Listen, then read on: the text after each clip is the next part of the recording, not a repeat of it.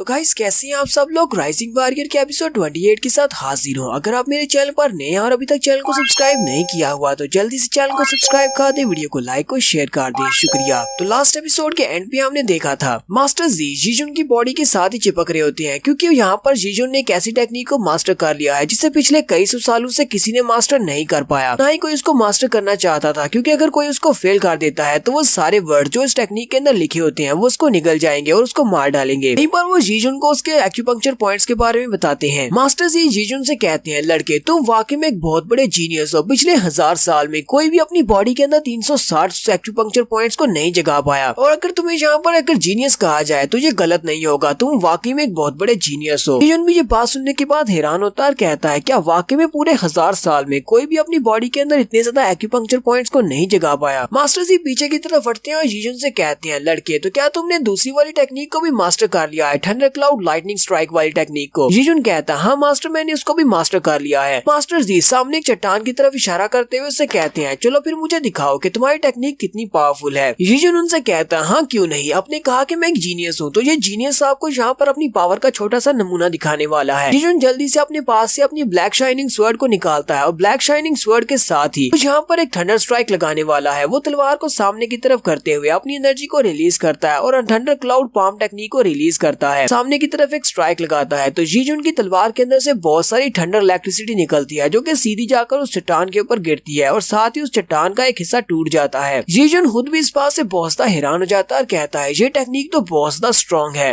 Master जीओ से कहते हैं, थंडर क्लाउड लाइटनिंग स्ट्राइक के 3 मूव्स है, तुमने यहाँ पर सबसे पहले वाले मूव को मास्टर किया है। पहले वाले मूव की इतनी पावर होती है जितनी तुमने शो करवाई है, लेकिन बाकी के दोनों मूव्स बहुत ज्यादा पावरफुल है। जब तुम उन दोनों को भी मास्टर कर लोगे तो तुम बहुत ज्यादा स्ट्रॉन्ग हो जाओगे। मास्टर जी पीछे की तरफ मुड़ते हैं और जीजुन से कहते हैं, तो फाइनली टाइम हो ही गया। जीजुन हैरान होकर कहता है, मास्टर किस बात का टाइम हो गया? तो योमिंग भागता हुआ वहाँ पर आता है और कहता है, मास्टर जी जीजुन तुम दोनों यहाँ पर क्या कर रहे हो? वो जीजुन से कहते हैं, जीजुन तुम्हें मेरे साथ आना होगा। जीजुन उसे कहता है, योमिंग लेकिन हम लोग कहाँ पर जा रहे हैं, तुम मुझे कहाँ पर लेकर जाना चाहते हो? योमिंग उसे कहता है, क्या तुमने यहाँ पर बेल नहीं सुनी? अभी थोड़ी देर पहले बेल बजी थी, हम सभी को टियानजू पीक के ग्राउंड में इकट्ठा होना होगा क्योंकि एल्डर्स हमें वहाँ पर बुला रहे हैं। जीजुन उसे कहता है, लेकिन मैंने तो सुना था कि सिर्फ पर्पल रोब वाले बच्चे ही टियानजू पीक के अंदर वाले ग्राउंड में जा सकते हैं, हम जैसे बच्चों को तो वहाँ पर जाना अलाउ नहीं है, हमें यहाँ पर जाने की परमिशन कौन देगा? योमिंग उसे कहता है, मुझे इस बारे में नहीं पता, मुझे इतना पता है कि वो लोग हमें कोई बहुत ही स्पेशल मिशन देने वाले हैं, हम सारे आउटर डिसाइपल्स को, इसीलिए हमें वहाँ पर बुलाया जा रहा है। जीजुन उसे कहता है, तो क्या तुम्हें इस मिशन के बारे में कुछ और भी पता है? योमिंग उसे कहता है, मुझे ज्यादा तो नहीं पता, मुझे बस इतना पता है कि इस मिशन का नाम सेक्टर ट्रायल है। तो नेक्स्ट सीन में ये सारे बच्चे टियानजू पीक के इनर हॉल की तरफ जा रहे होते हैं। ये सारे बच्चे आउटर डिसाइपल्स हैं। जीजुन भी उन सभी बच्चों में चलता हुआ जा रहा था। वो योमिंग से कहता है, योमिंग क्या तुम्हें पता है कि ये सारे बच्चे मुझे घूर क्यों रहे हैं? योमिंग उसे कहता है, ब्रदर जीजुन तुम भी कभी कभी बहुत ही अजीब सी बातें करते हो। डॉन चेनफेंग को हराया है और यहाँ पर इस टूर्नामेंट में फर्स्ट रैंक की पोजीशन को हासिल किया है, तुम्हें नहीं लगता कि ये सभी बच्चे तुम्हें घूरेंगे क्योंकि तुम एक सेलिब्रिटी बन चुके हो, सभी लोग तुम्हें बहुत बड़ा जीनियस मानते हैं? जीजुन उसे कहता है, नहीं नहीं जरा गौर से देखो, इनमें से बहुत सारे लड़के ऐसे हैं जिनको मैं जानता भी नहीं हूँ, और इनमें से काफी सारे बच्चे ऐसे हैं जो कि दूसरे सेक्टर से यहाँ पर आए हैं और अपने टूर्नामेंट को जीतकर फर्स्ट पोजीशन पर आए हैं, इसलिए इन सभी में से कुछ बच्चों को तो मैं जानता भी नहीं हूँ, फिर भी वो सभी मुझे घूर घूर कर देख रहे हैं। जीजुन उसे कहता है, क्या तुम्हें भी वाकई में ऐसा लगता है कि बाकी के जितने भी सेक्टर्स हैं वहाँ पर जितने टूर्नामेंट्स हुए हैं उनके सारे विनर्स को यहाँ पर बुलाया गया है सेक्टर ट्रायल में हिस्सा लेने के लिए? योमिंग उसे कहता है, जीजुन हमें ये सारे सवाल पूछने की जरूरत नहीं है और इन सारे सवालों के लिए परेशान होने की भी जरूरत नहीं है, इनर हॉल में जाने के बाद खुद ही पता चल जाएगा कि ये सेक्टर ट्रायल है क्या। वो सभी लोग इनर हॉल में पहुंच जाते हैं। जीजुन कहता है, तो फाइनली हम लोग यहाँ पर पहुंच जाए। वो दोनों भी वहाँ पर खड़े होकर हैरान ही हो रहे होते हैं कि उसी वक्त उन्हें पीछे से आवाज आती है, तुम सभी लोग तो गाँव वाले बहुत ही बेकार लोग हो, तुमने तो दुनिया में कुछ भी नहीं देखा हुआ, हर चीज को देखकर इस बात का बतंगड़ बना देते हो। जीजुन जल्दी से पीछे की तरफ घूमता और कहता है, ये वाली बुरी आवाज मैंने पहले भी सुनी है, तुम्हारे अलावा ये कौन हो सकता है? Young master Don Chenfeng. Young master उसे कहता है, तुम बेकार इंसान, मैं जहाँ भी जाता हूँ वहाँ पर तुम मेरे सामने आ जाते हो, लगता है कि मेरी किस्मत कुछ ज्यादा ही बुरी है। जीजुन चिल्लाकर उसे कहता है, अपनी बकवास बंद करो, तुम्हारा एरोगेंस तो कम होने का नाम ही नहीं लेता, मैंने तुम्हें हराया है। उसी वक्त एल्डर उनसे कहते हैं, सारे के सारे बच्चे जो कि यहाँ पर पहुंच चुके हो यहाँ पर स्क्वायर में इकट्ठे हो जाओ। वहाँ पर एक बड़ा सा स्क्वायर होता है जो कि एक फॉर्मेशन टाइप का होता है, वो सभी लोग उस गोल दायरे में जाकर खड़े हो जाते हैं। मास्टर लियान उन सभी के सामने खड़े होते हैं और कहते हैं, तुम सभी लोग तो काफी ज्यादा हाई स्पिरिट में लग रही हो, जैसे कि तुम सभी लोग बहुत ज्यादा एक्साइटेड हो नए सेक्टर ट्रायल मिशन को पूरा करने के लिए। जीजुन भी मास्टर लैन को वहाँ पर देखकर काफी ज्यादा हैरान होता है। मास्टर लैन कहते हैं तुम सभी लोग यंग बच्चे काफी ज्यादा एनर्जेटिक हो, मैं भी तुम्हारी तरह यंग होता। मास्टर लैन उन सभी से कहते हैं तो हमने यहाँ पर पूरे 100 बच्चों को बुलाया है जो कि न सिर्फ हमारे यहाँ पर टूर्नामेंट के जीतने वाले बच्चे हैं बल्कि दूसरे सारे सेक्टर से भी जीतने वाले बच्चे यहाँ पर आ चुके हैं। तुम सभी के जीतने पर तुम सभी को यहाँ पर स्पिरिट स्टोन्स दिए गए थे ताकि तुम उन सभी को एब्जॉर्ब कर सको। साथ ही तुम सभी लोग अपने टूर्नामेंट में सबसे बेस्ट रहे हो। अगर तुम सभी को लगता है कि तुम लोगों ने एमेच्योर टूर्नामेंट को जीता है और टॉप 4 की पोजीशन में आए हो और तुम सभी लोग बेस्ट से भी बेस्ट हो, मैं तुम सभी को बता दूं बहुत ही जल्दी सेक्टर ट्रायल स्टार्ट होने वाले हैं और सेक्टर ट्रायल स्टार्ट होने के बाद तुम में से बहुत ही कम जिंदा बचेंगे। यंग मास्टर से कहता है मास्टर लैन क्या आप हमें यहाँ पर ये बताएंगे कि ये सेक्टर ट्रायल है क्या चीज, आखिर ये कैसा मिशन है। मास्टर लैन उनसे कहते हैं ये मिशन एक तो सीक्रेट है और दूसरा ये वाला मिशन बहुत ज्यादा इम्पोर्टेंट है। तुम सभी लोग बहुत ही जल्दी एक दूसरी जगह पर टेलीपोर्ट किए जाओगे जहाँ पर तुम्हारा लीडर तुम सभी को सब कुछ बताएगा, तुम्हें लीड करेगा। तुम्हारा लीडर तुम्हें वहाँ पर जो भी मिशन देगा तुम्हें उस मिशन को पूरा करना होगा। तो सारे बच्चे काफी ज्यादा हैरान होते हैं और कहते हैं आज यहाँ पर कौन से मिशन की बात हो रही है और कौन से लीडर की बात हो रही है, आखिर कौन लीडर है, हम लोग कौन सी जगह पर जाने वाले हैं। मास्टर लैन उन सभी की बातें सुनने के बाद कहते हैं तुम सभी लोग यहाँ पर बहुत सारे सवाल पूछ रहे हो, चलो ठीक है मैं तुम्हें बताता हूँ। मुझे इनमें से किसी भी सवाल का जवाब नहीं पता और ना ही मुझे मेरे एल्डर्स ने बताया है। सारे बच्चे बहुत ज्यादा हैरान हो जाते हैं और कहते हैं ये क्या बकवास है, मास्टर लैन को भी इस बारे में नहीं पता कि सीक्रेट मिशन है क्या। मास्टर लैन उनसे कहते हैं तुम सभी को बस इंतजार करना होगा, जैसे तुम लोग दूसरी जगह पर पहुंचोगे वहाँ पर कोई ना कोई ऐसा होगा जो तुम्हारे सवालों के जवाब दे सके। यंग मास्टर कहता है तो हम लोग वहाँ पर जाएंगे कैसे। मास्टर लैन कहते हैं हम लोग यहाँ पर एक टेलीपोर्टेशन अरे को यूज करने वाले हैं जो कि तुम्हें डायरेक्टली वहाँ पर पहुँचा देगी। वो सभी बच्चे भी बहुत ज्यादा हैरान हो जाते हैं और कहते हैं लेकिन यहाँ पर तो हमें कोई भी टेलीपोर्टेशन अरे दिखाई नहीं दे रही। सभी अपने आसपास देखते हैं और कहते हैं यहाँ पर तो वाकई में कोई भी टेलीपोर्टेशन अरे नहीं है। जीजुन जल्दी से नीचे की तरफ देखता है और उन सभी से कहता है हम लोग जिस दायरे के ऊपर खड़े हैं ये एक बड़ी सी फॉर्मेशन है। जोमिंग उसे कहता है ब्रदर जीजुन ये तुम क्या कह रहे हो, क्या तुम्हें वाकई में श्योर है कि ये एक बड़ी सी फॉर्मेशन है। लेकिन ये फॉर्मेशन तो बहुत ज्यादा बड़ी है, क्या वाकई में एक फॉर्मेशन के साथ 100 बच्चों को एक जगह से दूसरी जगह पर टेलीपोर्ट किया जा सकता है। मास्टर लैन हंसते हुए कहते हैं इस बच्चे ने बिल्कुल ठीक कहा, ये एक बड़ी सी फॉर्मेशन है। वहीं पर एक बड़ा सा पत्थर रखा होता है। मास्टर लैन उनसे कहते हैं ये बड़ा सा स्विच, हम लोग बस इसको थोड़ा सा धक्का देंगे, तुम सभी बच्चे जिस स्क्वायर के ऊपर खड़े हो ये एक फॉर्मेशन में चेंज हो जाएगा। इसके एक्टिवेट होने के बाद तुम सभी लोग यहाँ से टेलीपोर्ट हो जाओगे। बच्चे उनसे कहते हैं मास्टर लैन ये पत्थर तो बहुत ज्यादा बड़ा है और कोई भी स्विच को पुश नहीं कर पाएगा। तो मास्टर यहाँ पर एक और इनर एल्डर को बुलाते हैं जिसका नाम जिनजी शी होता है। मास्टर कहते हैं जिनजी शी मुझे लगता है कि ये बच्चे तुम्हें कुछ ज्यादा ही अंडर एस्टिमेट कर रहे हैं, इन्हें लगता है कि तुम इस बड़े से पत्थर को नहीं हिला सकते। तो जल्दी से इन सारे बच्चों को अपने बारे में बताओ। तो जिनजी शी एल्डर वो एक वाकई में काफी बड़े साइज का बंदा होता है। वो उन सभी से कहता है एक बार मैंने तुम्हारे सामने इस पत्थर को हिला दिया तो तुम सभी लोग कभी भी दोबारा मेरी पावर्स के ऊपर डाउट नहीं करोगे। मास्टर लैन सभी बच्चों से कहते हैं इस एल्डर का नाम जिनजी है, तो यही यहाँ पर इस फॉर्मेशन को कंट्रोल करता है, तुम सभी को इसकी इज्जत करना होगी क्योंकि ये भी एक एल्डर है। जिनजी आगे बढ़ता है और जाकर उस बटन को पुश करने वाला है, यानी उस बड़े से पत्थर को। मास्टर लैन उनसे कहते हैं सभी लोग टाइटली एक दूसरे को पकड़ लो, ऐसा ना हो कि तुम लोग इस टेलीपोर्टेशन अरे की मदद से किसी दूसरी जगह पर टेलीपोर्ट हो जाओ। मास्टर जिनजी भी उनसे कहता है मैं इस बात की जिम्मेदारी नहीं लेता अगर तुम लोग इस फॉर्मेशन के बीच में कहीं पर गिर जाते हो। अब ये तो सिर्फ तुम्हारी किस्मत पर डिपेंड करता है कि तुम दूसरी तरफ कहाँ पर जाकर टेलीपोर्ट होने वाले हो। साथ ही वो वहाँ पर उस बड़े से पत्थर को हिला देते हैं। जैसे ही वो उसको हिलाते हैं तो फॉर्मेशन एक्टिवेट हो जाती है और उस फॉर्मेशन के एक्टिवेट होने के साथ ही वहाँ से बहुत सारी रोशनी निकलती है। जीजुन चिल्लाकर मास्टर जिनजी से कहता है क्या तुम लोगों ने पहले इस बड़ी फॉर्मेशन को यूज किया है या नहीं, ऐसा तो नहीं है कि इसके साथ कोई कॉम्प्लिकेशंस जाएं, कोई कभी कोई हादसा तो नहीं हुआ। मास्टर जिनजी से कहता है वैसे तो इसमें कोई बड़ा कोई मसला कभी नहीं हुआ, ऐसा हो सकता है कि टेलीपोर्टेशन के दौरान जहाँ पर एक धमाका हो सकता है और तुम सभी लोग फट सकते हो। साथ ही आसमान के ऊपर से लाइट चमकती है और वहाँ पर उस ईगल के ऊपर जितने भी बच्चे होते हैं वो सारे के सारे गायब हो जाते हैं, यानी टेलीपोर्ट होकर दूसरी तरफ चले जाते हैं। इन सभी के टेलीपोर्ट होने के बाद जिनजी मास्टर लैन से कहता है मास्टर लैन तुम यहाँ पर इतने ज्यादा परेशान क्यों हो, किस बारे में सोच रहे हो। मास्टर लैन उसे कहते हैं हाँ मैं सेक्टर ट्रायल को लेकर बहुत ज्यादा परेशान हूँ क्योंकि ये सारे बच्चे बहुत ज्यादा फ्रेश हैं और अभी अभी आउटर डिसाइपल बने हैं और इनमें से बहुत ही कम बच्चे ऐसे होंगे जो जिंदा वापस आ पाएंगे। तो ये टेलीपोर्टेशन फॉर्मेशन दूसरी जगह पर जाकर ओपन होती है और ये सारे बच्चे दूसरी जगह पर अपीयर होते हैं। तो जीजुन सामने की तरफ देखता और कहता हम लोग तो बड़ी जल्दी यहाँ पर पहुँच जाए, लेकिन ये कौन सी जगह है। यंग मास्टर से कहता है मुझे इतना तो पता है कि हम लोग इस वक्त अपने जिन कॉन्टिनेंट में नहीं है, ये कोई अलग ही जगह है, हम लोग उस जगह पर नहीं हो सकते। जीजुन उसे कहता है लेकिन तुम ऐसा कैसे कह सकती हो, क्या तुम सिर्फ जगह को देखकर बता सकते हो कि हम लोग जिन कॉन्टिनेंट में नहीं है। यंग मास्टर से कहता है वहाँ पर वो लोग जिस टेलीपोर्टेशन अरे को यूज कर रहे थे वो स्पेस में ट्रेवल करने के लिए ये है। मुझे लगता है कि हम लोग इस वक्त किसी दूसरी दुनिया में है, किसी दूसरी डायमेंशनल स्पेस के अंदर। जीजून उसे कहता है जरा रुको, वहाँ पर उस टेलीपोर्टेशन अरे के ऊपर 100 बच्चे थे, लेकिन यहाँ पर हम सिर्फ 5 ही पहुँचे हैं, बाकी के सभी लोग कहाँ पर चले गए। यहाँ तक कि जीजून के साथ योमिंग भी नहीं होता और जीजून इस बात से काफी ज्यादा हैरान होता है वो सभी लोग कहाँ पर चले गए हैं। ये तो हम लोग नेक्स्ट एपिसोड में ही देख पाएंगे।